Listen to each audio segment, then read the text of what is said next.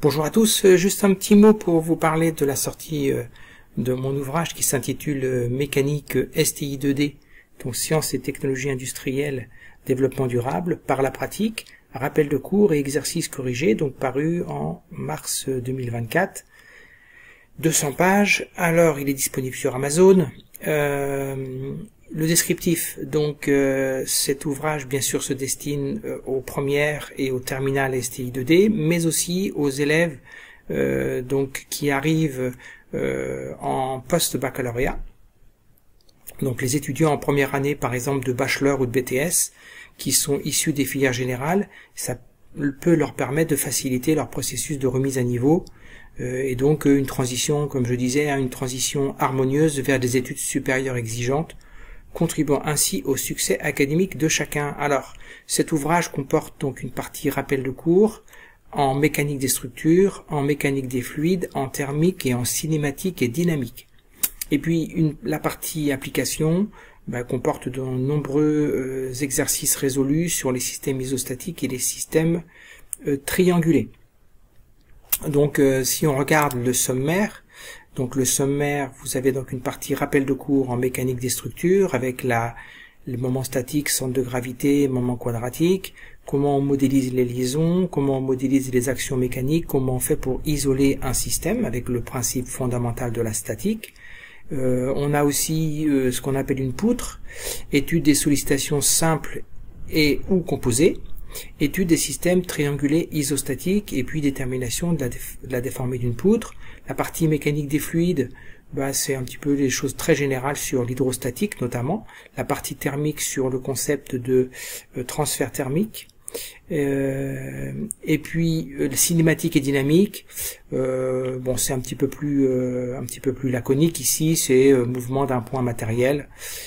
Voilà. Les applications, on a des exercices préliminaires pour comment on fait pour déterminer les sollicitations internes, qu'est-ce qu'un torseur de liaison, étude de système isostatique et comme je disais, étude de système triangulé. Alors si je prends un petit extrait, pour pas que cette vidéo dure trop longtemps, un petit extrait, vous avez ici un exemple, donc, j'aurais dû préparer ça avant, voilà, donc un exemple par exemple sur les conventions de signes, voilà.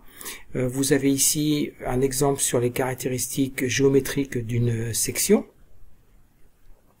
Comment on fait pour calculer un centre de gravité, modélisation des liaisons, donc appui simple, articulation, encastrement. Qu'est-ce qu'on appelle les actions mécaniques de contact. Comment on fait pour isoler un système de solide. Comment on fait pour avoir les sollicitations internes. On fait ce qu'on appelle une coupure et on regarde les efforts de la partie droite sur la partie gauche qui s'appelleront effort tranchant, effort normal et moment fléchissant. Voilà. Comment on fait pour isoler un système. Donc ici le système est isolé.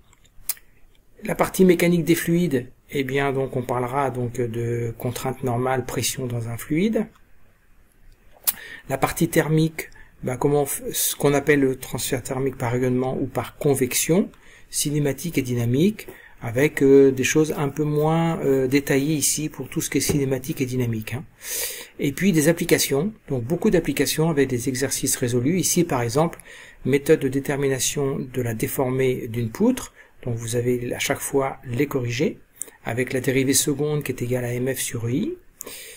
Étude d'une banche, donc ici vous avez une banche qui est soumise à un effort donc du béton lors du coulage de la banche, et puis on va étudier les différentes réactions de liaison en F et en A.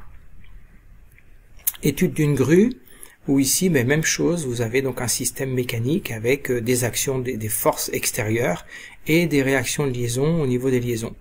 Donc tout ça est détaillé. Et puis les systèmes triangulés avec une méthode soit analytique, donc en écrivant des équations, soit une méthode graphique ici qui est détaillée en définissant des régions. Voilà, donc ici j'explique cette méthode graphique qui permet de résoudre les systèmes triangulés.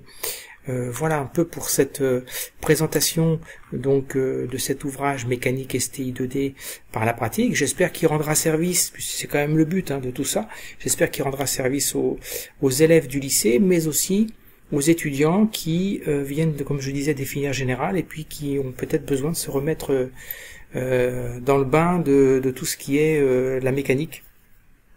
Il me reste à vous souhaiter une excellente journée et je vous dis à très bientôt.